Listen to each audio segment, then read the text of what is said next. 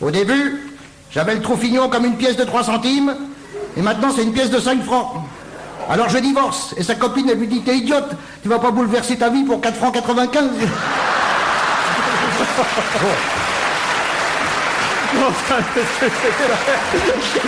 Je vous signale que Patrick Font est engagé par les grosses têtes dès samedi prochain. Non, tout ça c'est moi qui l'ai inventé, bien sûr. Vous vous en doutiez. Revenons à la réalité, mais la réalité est encore plus vulgaire et beaucoup plus choquante, vous allez voir. L'individu... Christophe Alévèque qui me dit ça me trouve le cul, franchement. Christophe, enfin. L'individu qui a pénétré... encore. Et ça suffit, hein, un peu de tenue. Merci Anne. Oui, c'est vrai, tu as raison. Écoutons la voix de la morale. Là, tu vas voir, c'est Notre Colette Codaccioni à nous. c'est beaucoup plus choquant. Tu l'avais vu hier soir. L'individu qui a pénétré dans la classe demande aux élèves de tracer, j'invente rien, sur une grande feuille, un arbre. Mais pas n'importe quel arbre, un arbre généalogique. L'arbre généalogique de votre famille. C'est amusant ça, les enfants, hein? Oui, c'est amusant, mais disons qu'on n'est pas plié en 4. Et pourquoi faire venir une personne étrangère à l'école alors que le prof est parfaitement capable de nous demander ça? Eh bien, chers élèves, si on vous fait dessiner votre arbre généalogique avec le métier de vos parents, de vos grands-parents, de vos arrière-grands-parents, c'est afin de vous orienter vers un avenir analogue à celui de vos ancêtres. Qu'est-ce que tu veux faire plus tard, mon chéri? Pilote de ligne. Qu'est-ce qu'on faisait dans ta famille? Agriculteur. Bien, tu piloteras une charrue. Et toi, ma chérie, qu'est-ce que tu veux faire plus tard, hein? Comédienne. Ah, et qu'est-ce qu'il faisait ton grand-père? Garde-barrière. Bien, tu seras ouvreuse. Et toi, qu'est-ce que tu veux faire? Moi, plus tard, je veux être inutile. Ah, et qu'est-ce qu'il fait ton papa? Orientateur professionnel. Eh ben, tu réussiras.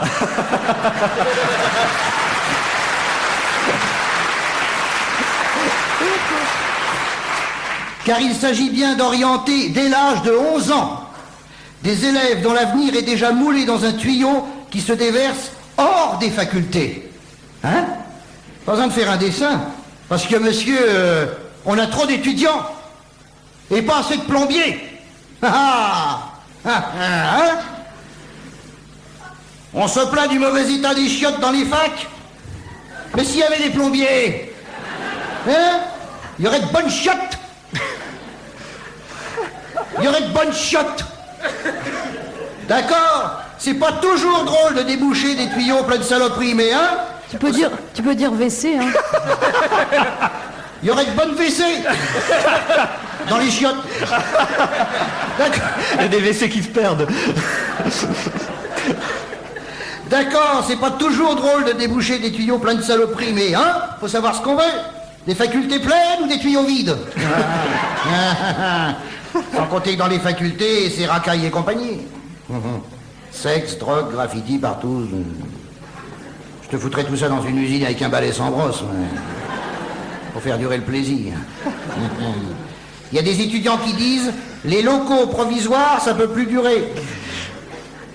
Là, je suis d'accord, si c'est provisoire, ça durera pas. D'accord, faut reconnaître que les cloisons qui séparent les classes, il n'y a pas plus mince. Si tu tapes sur un clou, il retourne à la cacaillerie. Mais bon, tout ça c'est parce qu'il y a trop de jeunes. Il y a trop d'enfants sur Terre.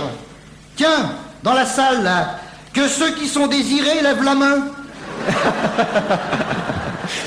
Eh ben, il y en a pas l'herche. Et puis les filles veulent travailler. Alors ça Ça tombe bien. Celui-là, il n'a pas été désiré non plus. Hein. Dommage qu'on soit pas au bord de la Vologne. Il y en a pas. Et puis, enfin Patrick filles. Si vous pouviez faire taire le petit Jordi, ça nous arrangerait, hein? Ah, vous savez que Jordi va revenir à Paris bientôt. Ah bon? Juste le jour où on va rouvrir les poubelles. Alors qu'est-ce qu'on... Oui, alors moi je sais plus où j'en suis. Moi, je suis complètement sorti du sujet, il faut que je retourne dans mon personnage. Voilà, c'est... Mais donnez-lui un sein, madame. Ou l'autre. Pas l'un des deux, ou les deux. Et puis les filles veulent travailler. C'est-à-dire que je dois lui faire peur, c'est ça. Bon, alors je vais le prendre. Et puis les filles veulent travailler. Au point que le pape a dit un non définitif aux femmes prêtres. Hein, j'invente rien, c'est même dans le journal d'ici. Bravo, Jean-Paul II, car Dieu a fait l'homme à son image et la femme à son fourneau. Ah ben dis donc. Ah, moi je suis comme Christophe, ça m'excite. Et pour terminer, bravo Jean-Paul, c'est bien d'empêcher les femmes de dire autant de conneries que les hommes. Bon dimanche.